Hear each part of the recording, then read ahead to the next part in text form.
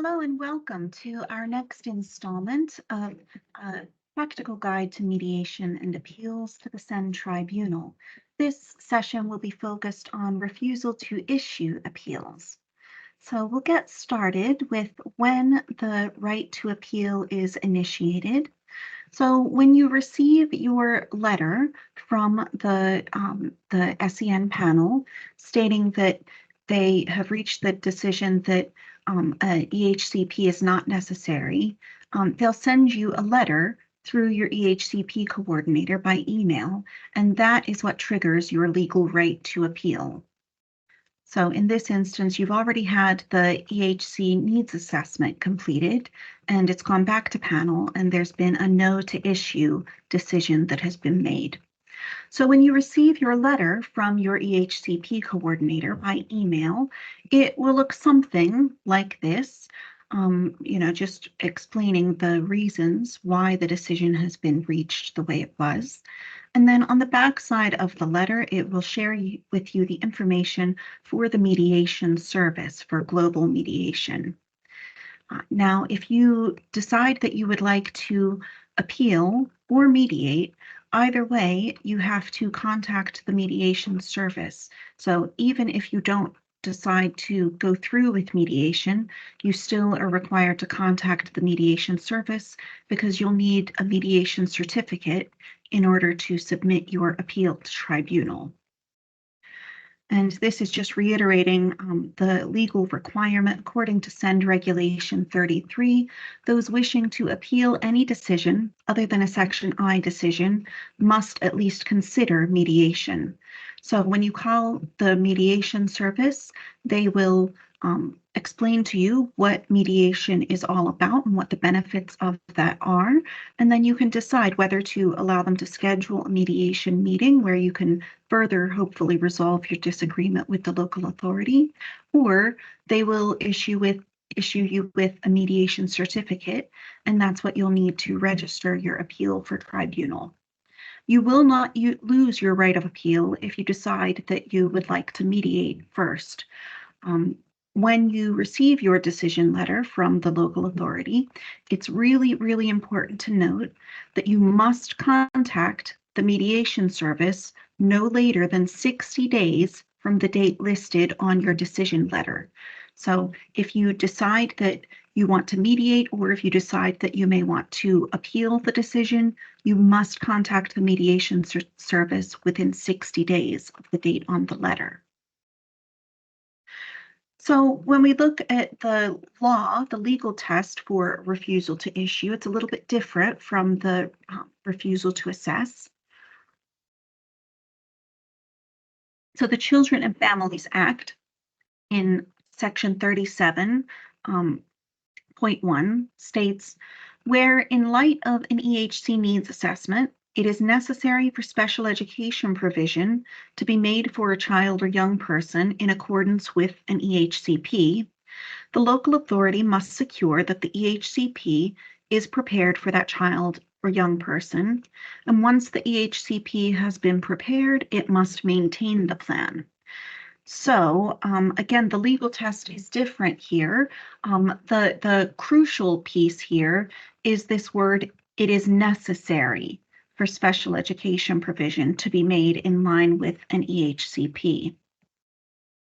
So through mediation and or your appeal paperwork, what you're trying to prove in a case like this is it is necessary for special education provision to be made for your child or young person through an EHCP. So a helpful question to think about is, will the child or young person receive all of the special education provision that the assessment reports say is required in order to meet their needs? If the answer is no, then an EHCP is necessary. And the case law here is Buckinghamshire versus HW 2013, and the upper tribunal considered what was meant by the word necessary in relation to the equivalent provision in the Education Act 1996. And the judge pointed out that necessary is defined as somewhere between indispensable and useful. So when we're thinking about is it necessary, for special education provision to be made through an EHCP, the definition here is somewhere between indispensable and useful. So it's more than just useful, but it's not quite as high as indispensable. So these are some further questions to ask and answer when considering what you need to provide to prove that an EHCP is necessary for your young person. So the first question that's helpful to ask is the required special education provision over and above what is normally available at mainstream school and within their resources to provide? If the answer is yes, then ask your school for evidence like a costed provision map to show that an EHCP is necessary. Do professionals agree that your child may need to attend a specialist school? If the answer is yes, then ask them to put their reasons in writing so that you can use this as evidence to show that an EHCP is necessary. And another question to consider as part of this is, will the school uphold their best endeavors duty and provide the required provision as identified in the EHCNA? If the answer is no, then an EHCP is necessary to legally enforce that required provision is made by the school. So how to appeal to the SEND Tribunal. So this process is very similar to the refusal to assess process. The key difference here is that for refusal to issue in any other kind of appeal, you use a different tribunal form than the refusal to assess cases. So for refusal to issue, you want to pull up Tribunal Form SEND35. And if you just Google Tribunal Form SEND35, the correct form comes up, and then you can fill that out and submit it. And we'll go through in just a moment a sample form, so that way you'll have a good understanding of how to fill that out.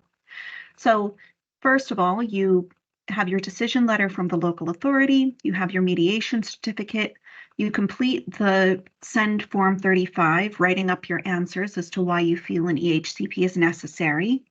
And then you gather any evidence that you have to show that an EHCP is necessary, particularly anything that shows that the required provision is over and above what's normally available in mainstream classrooms, or that their required provision is beyond the resources of the school to provide without EHCP funding. So this could include relevant professional reports, including all of those that were included in the original EHCNA request, all professional assessment reports gathered as part of the EHCNA, any professional documents that show that your child requires an EHCP to meet their needs, so such as a costed provision map showing how much the school would need to spend to fund what's been recommended by the EHCNA. You can include TAC meeting minutes to show the ways in which professionals have tried to put support in place over time. New CAMS letters, further detailing mental health, any evidence that demonstrates that your child might need to attend a specialist or a base provision in a mainstream school.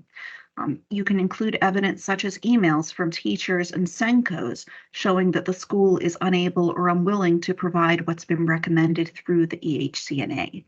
All of these are examples of evidence that you can include, but the kind of evidence that you will need to include, that depends on your particular case. But the crucial thing is that you're trying to evidence that an EHCP is necessary for your child to receive the special education provision that they require. So now we'll go through the SEND Form 35 that I've written up as a sample and go step by step to see how that form should be filled out.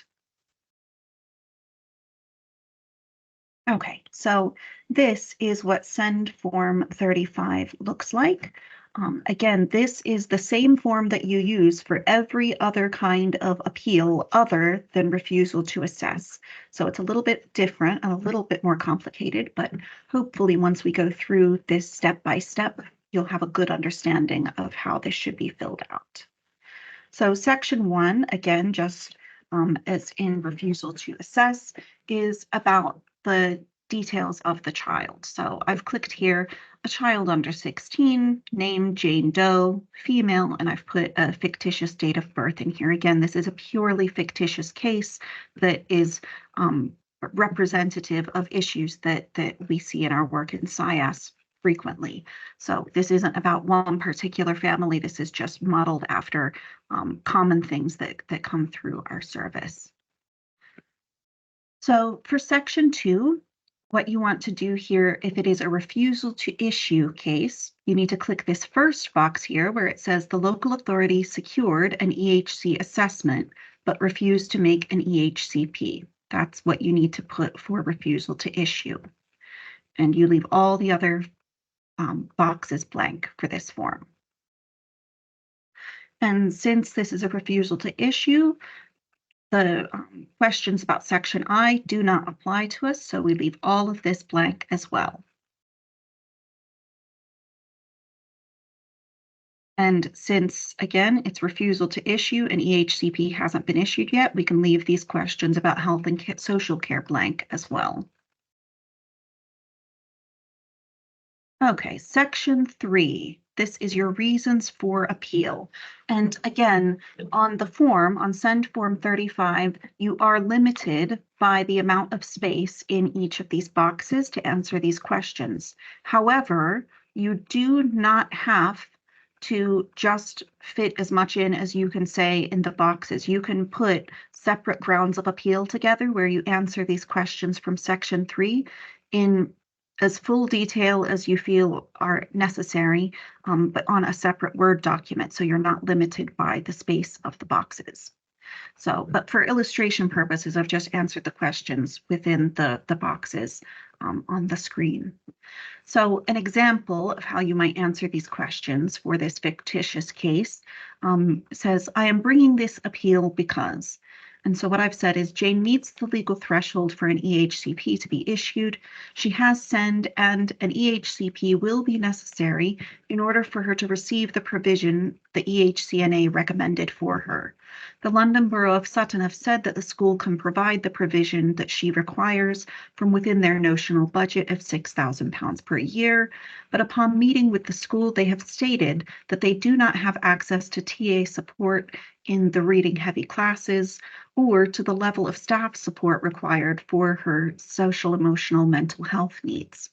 They have said that they can put in 12 weeks of ELSA, but this is not consistent with the level of support recommended by the EP assessment. She would need an EHCP to receive these. Now, because this is a refusal to issue case, we'll leave this second and third box blank because they don't apply in our case. And now the fourth box here, it says the LA have not considered. So I've put here, Jane's needs are substantial and long-term, and she requires consistent long-term specialist provision for those needs to be met. The longer she goes without specialist support she requires, the more likely she will end up out of education altogether or requiring a specialist school placement, which will require an EHCP. And again, these further boxes that describe the kind of school, they do not apply to us because we don't have an EHCP that's been issued yet.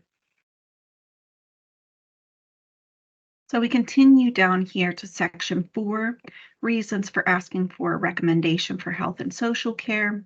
Again, these don't apply to us at all. This is a refusal to issue case. No EHCP has been issued yet, so we can skip this page. Now, in section 5, where it says making the appeal, you'll put the London Borough of Sutton as the local authority who made the decision that you're appealing against. And then you need to put the date of the decision letter from the local authority. So for this fictitious case, I've just put the 1st of March, 2024. Now, under late appeal or no mediation certificate, this is where if you had no mediation certificate or if the appeal was being made after those 60 days, this is where you would explain why that's happening. But in most cases, the vast majority of cases, this is not necessary. You want to make sure that you have sent in your appeal within those 60 days because otherwise they may decide to allow you to register it, but they also can decide not to allow you to register your appeal, and you don't want to risk losing your right to appeal.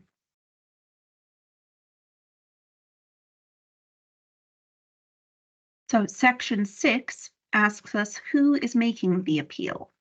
So this is where you, as the parent or carer of the child or young person, would put your details down. So I've just clicked parent or other on behalf of a child under 16, and then you'll just fill in your parental details, the title, name, address, phone number, and email address, and your relationship to the child. There is an option to put a second person on the appeal, so if you want to add both parents' information, you may, but it's not required. And then Section 7 asks who else is involved in the appeal. Again, I've left this blank because this is if there is another person or organization that shares parental responsibility for the child or has been appointed deputy by the Court of Protection. So in most cases, this situation doesn't apply, so I've left this blank. But if it applies to you, then please fill it out. Now here where it asks for your advocate, if you are a parent carer filling this form out, you would leave this blank. The advocate is if you are a young person who is appealing a decision on your own. If you have an advocate who's supporting you as a young person, this is where you would put their details. But if you're a parent carer, then you don't include any advocate information. And the next section here is representative.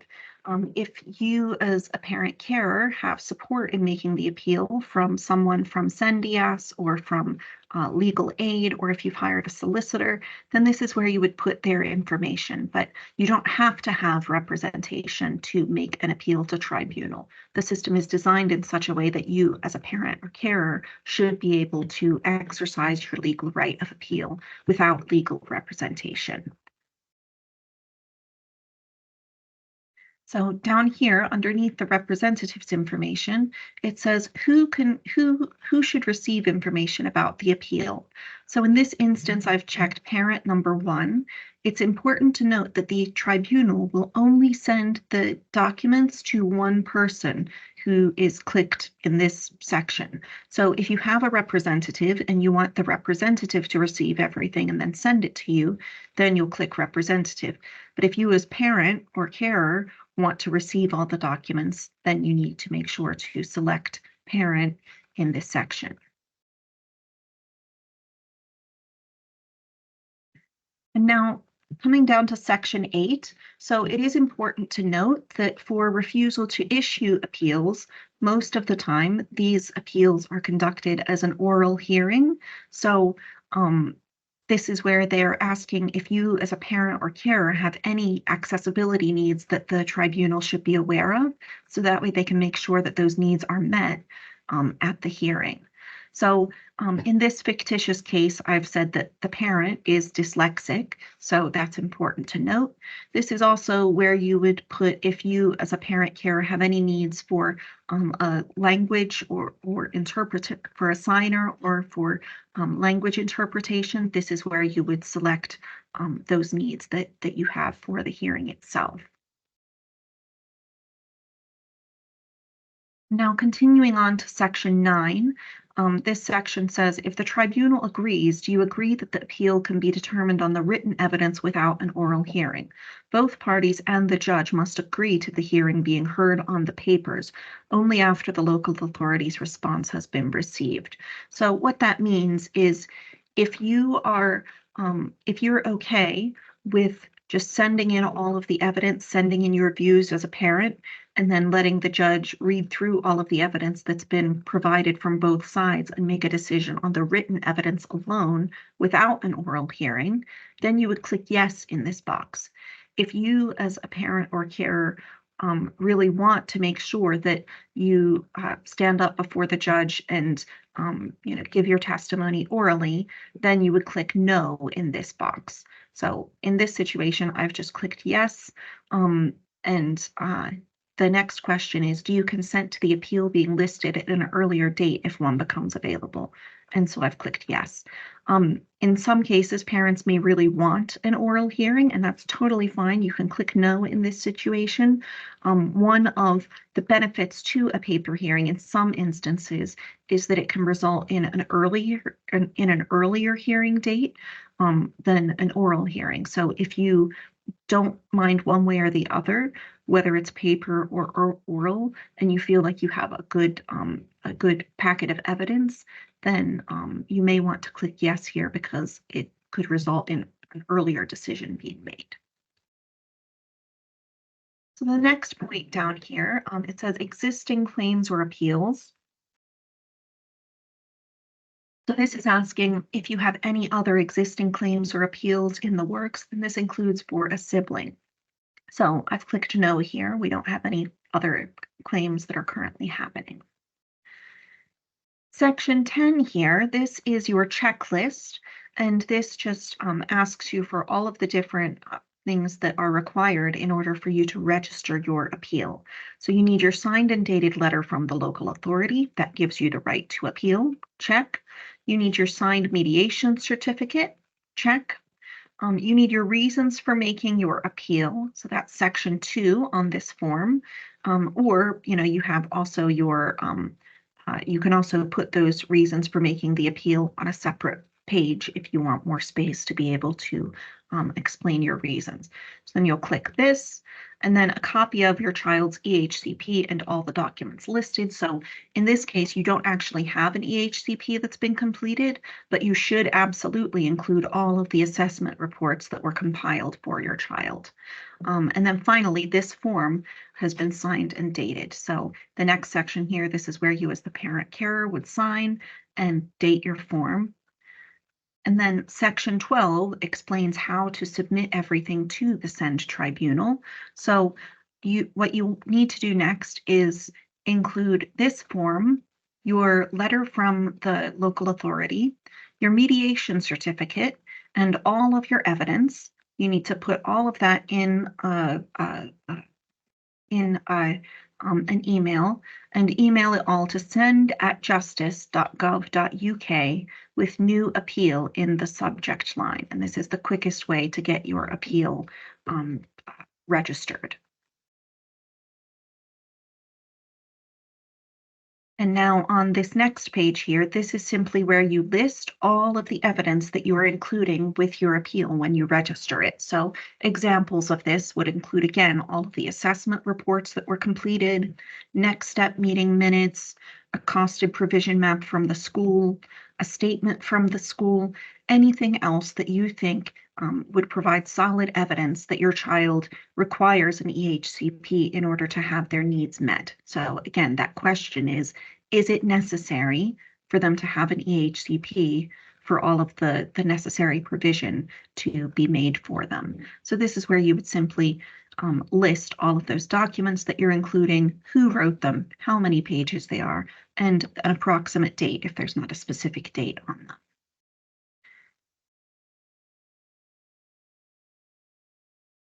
So I hope this has been helpful in helping to explain the refusal to issue paperwork that is required for an appeal to tribunal.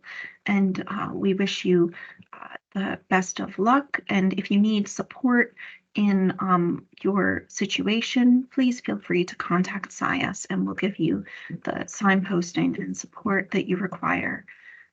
Thank you very much.